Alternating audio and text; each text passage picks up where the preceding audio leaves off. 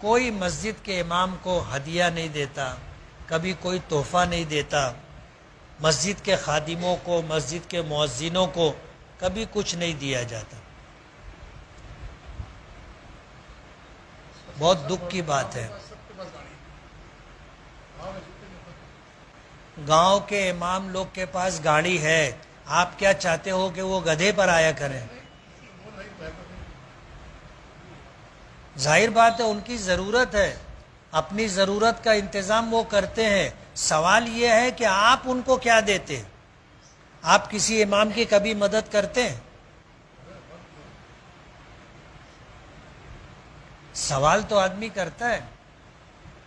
میں جب امامت شروع کیا تو سائیکل پہ آتا تھا، اور میری سائیکل کی جو رنگ تھی وہ اڑی اور کھڑی دونوں طریقے سے آؤٹ تھی، یعنی سائیکل ایسے چلتی تھی۔ میں چلایا ہوں وہ سائیکل۔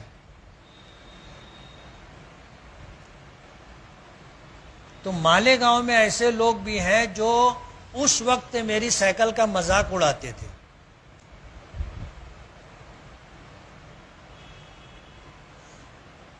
مجھ کو بہت اچھی طرح یاد ہے، مولانا عمر فاروق تھے، مدرسہ کلیت الطاہرات کے بانی ان کے والدین تھے، پھر جامعۃ الطیبات انہوں نے بنایا۔ انہوں نے ہونڈا لی تھی، مالیگاؤں کے لوگ ان کے پیچھے پڑ گئے تھے۔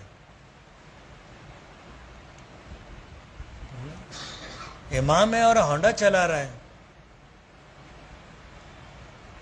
میں سب سے پہلے پھر 50 لیا، تو ہمارے مدرسے کے ذمہ داروں میں سے کچھ ذمہ دار کہنے لگے آپس میں، بولے 50 پہ آوتے۔ میں سن لیا تو میں رک گیا، رک کر کے ان کو میں نے وہی جملہ کہا جو ان سے کہا کہ تم کیا چاہتے ہو کہ ہم لوگ گدھے پر آیا جایا کریں؟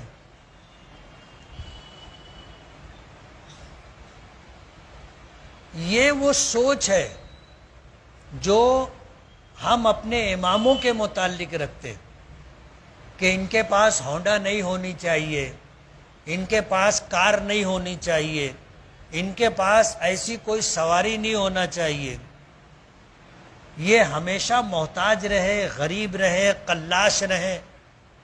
سوال یہ ہے کہ اگر اس کے پاس گاڑی ہے تو آپ کا پیٹ کیوں دکھتا ہے؟ میں میری مثال بتاؤں، میں گھر بنانے لگا تو کچھ مالدار حضرات، میں نیا پورے میں رہتا ہوں، نیا پورا ایک زمانہ تھا مالدار لوگوں کا گڑھ تھا۔ 2 لوگ آئے ساتھ میں، آ کر کے پوچھنے لگے، بولے گھرا بنوا رہے ہو؟ بولا ہاں۔ بولے ایک بات پوچھو؟ بولے پوچھو۔ بولے پیسوا کہاں سے لاؤ؟ تو ان سے میں نے کہا کہ حاجی صاحب، میں نہ دن میں مسجد میں امامت کرتا ہوں، مدرسے میں پڑھاتا ہوں، اور رات میں ڈاکہ ڈالتا ہوں۔ بولے یار تم تو ناراض ہو گئے۔ بولے نہیں، ناراض نہیں ہوا، تم پوچھے نا پیسہ کہاں سے لائے، تو میں وہ بتا رہا ہوں کہ دن میں مسجد مدرسے کی خدمت، رات میں ڈاکہ ڈالتا۔ سٹ پٹا گئے دونوں۔ اس کے بعد پھر رکھنا تھا تو میں رکھ بھی دیا۔ منو آ کر کے تو پوچھے پڑوس میں رہتے ہو، کبھی مدد کیے؟ ہم نے تو کبھی نہیں پوچھا کہ یار تم کہاں سے پیسہ لائے، اور تم ہم سے آگے پوچھتے ہو کہ کہاں سے پیسہ لائے؟ تم کو پوچھنے کا حق کس نے دیا؟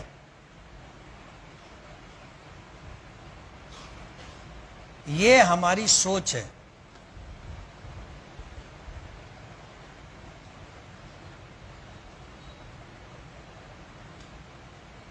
اس لیے ہمیں سوچ بدلنا چاہیے۔ مسجد کے امام کی، مسجد کے مؤذن کی، مسجد کے خادم کی خدمت کرنا چاہیے۔ اللہ نے ہمیں دیا ہے، وقتاً فوقتاً ان کی مالی مدد کرنا چاہیے، وقتاً فوقتاً ان کو تحفے ہدایہ دینا چاہیے. میں ایک واقعہ بار بار سنایا، پھر سناؤں گا. ایک صاحب میرے دوستوں میں سے کہنے لگے تم کو تو بہت ہدیہ ملتا ہوگا. تو میں ان کو بول دیا، میں نے کہا تم کتنے دن سے مجھ کو جانتے؟ بہت زمانے سے تم میرے ساتھ رہتے، کبھی تم نے دیا کچھ؟ وہ آدمی خاموش ہو گیا، اس لیے کہ کبھی کچھ دیا ہی نہیں تھا نا.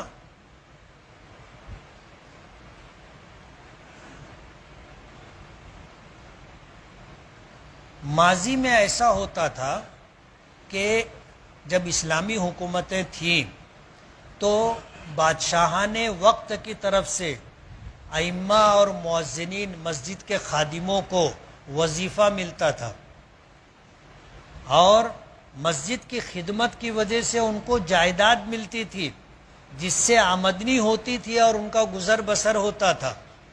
جب وہ زمانہ ختم ہو گیا تو پھر تنخواہ چالو ہو گئی.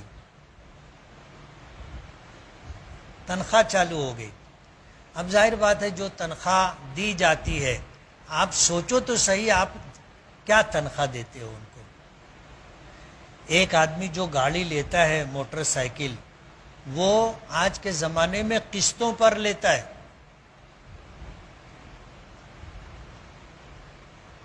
آج ون ڈاؤن پیمنٹ جو دینا ہوتا ہے وہ دے کر کے پھر یہ ہوتا ہے کہ بھائی تم ہر مہینہ اتنا پیسہ دینا.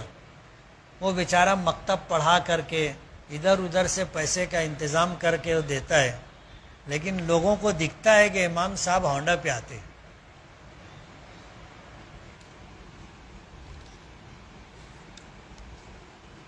امام کو تنخواہ اتنی دینی چاہیے کہ تنخواہ، فارسی کا لفظ ہے، تن کے معنی بدن اور خواہ کے معنی ضرورت کی تکمیل. اس کو اتنی تنخواہ دینا چاہیے کہ اس کے بیوی بچوں کا گزارا درمیانی درجے میں ہو جائے. اس کو تنخواہ کہتے ہیں. سمجھ گئے آپ؟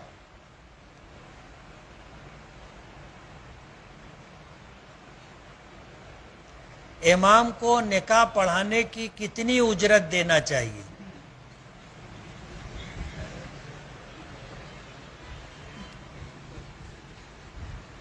جیسا ہم شادی میں خرچہ کرتے اپنی حیثیت کے مطابق، امام کو نکاح پڑھوائی بھی اپنی حیثیت کے مطابق دینا چاہیے.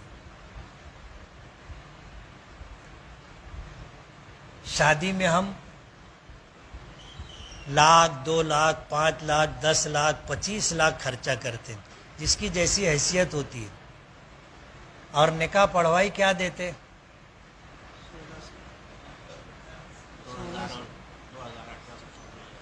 ابھی کہیں 1,400 دیتے، کہیں 1,600 دیتے، کہیں 2,000 دیتے.